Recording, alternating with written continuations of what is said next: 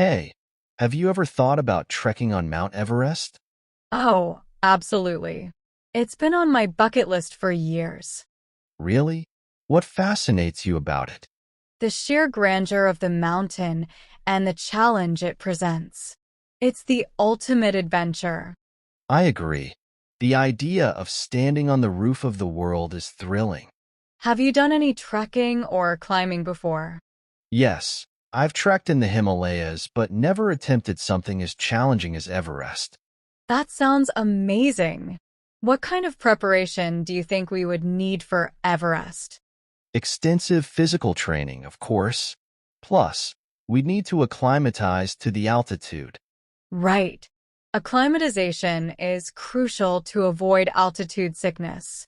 Yes, and we'll need to learn about using climbing gear like crampons and ice axes. We should also train for endurance and strength, considering the long trek and harsh conditions. Definitely. And mental preparation is just as important. We need to be ready for the challenges. Have you read about the various routes to the summit? Yes, the South Col route from Nepal and the North Ridge route from Tibet are the most popular. The South Col route is supposed to be more straightforward, but the North Ridge has fewer crowds. True, but both have their own set of challenges. It's a tough choice. We'd also need to arrange for permits and find a reliable guide service. Yes, having an experienced guide can make a huge difference in terms of safety and success. And we can't forget about the cost. Trekking to Everest is quite expensive. Indeed, it includes permits, guide fees, equipment, and travel expenses. We'll need to budget carefully. How long do you think the entire expedition would take? Typically, it takes about 2 months, including acclimatization and weather windows. Wow, that's a long time.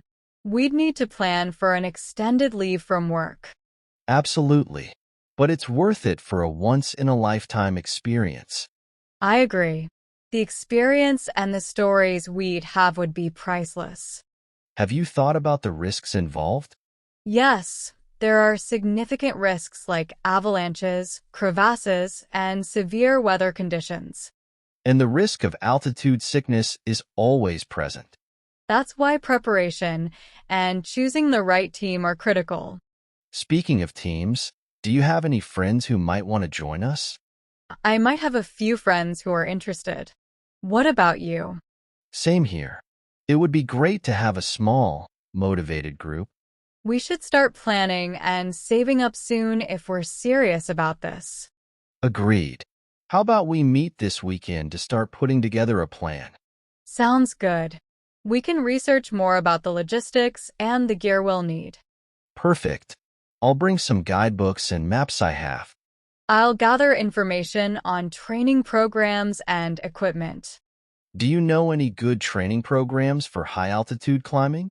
There are a few mountaineering schools that offer specialized training for Everest expeditions. We should definitely look into those. They can provide valuable experience. Have you thought about the type of gear we'd need? Yes, we'll need high-altitude clothing, climbing harnesses, ropes, and oxygen systems. And don't forget a good pair of mountaineering boots. They're crucial for such treks. Absolutely. Comfort and durability are key. Have you read about the base camp experience? Yes, it's quite an adventure in itself. The sense of community and the preparation stages sound fascinating. I've heard the scenery at base camp is stunning, with glaciers and towering peaks all around. It's like being in another world. And the camaraderie among climbers must be incredible. I imagine so. Sharing such a unique experience with others would be special.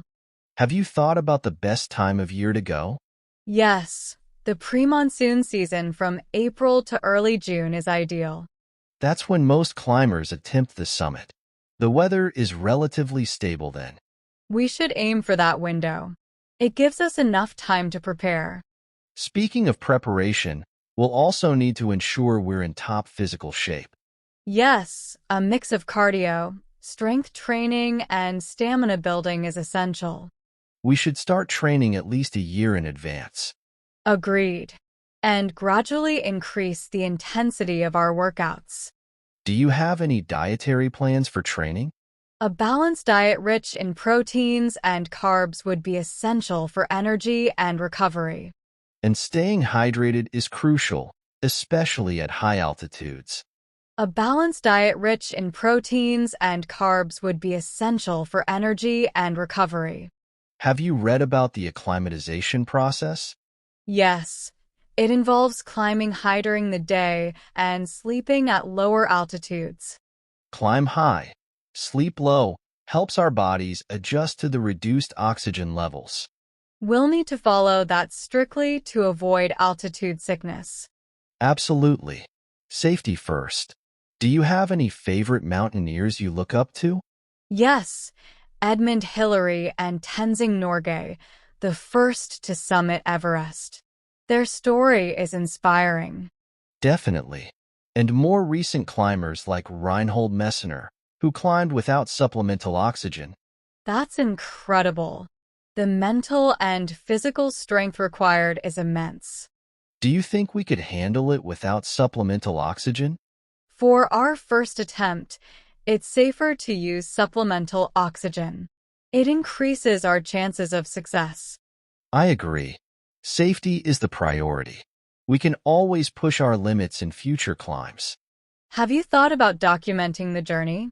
Yes, I'd love to take photos and videos to capture the experience.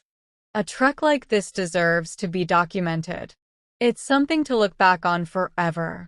And it's inspiring for others who might want to take on the challenge. Exactly. So, we're really doing this, huh? Looks like it. I'm excited and a bit nervous. Me too, but that's what makes it an adventure. Absolutely. Let's make this happen. Cheers to an incredible journey ahead. Cheers to Mount Everest and beyond.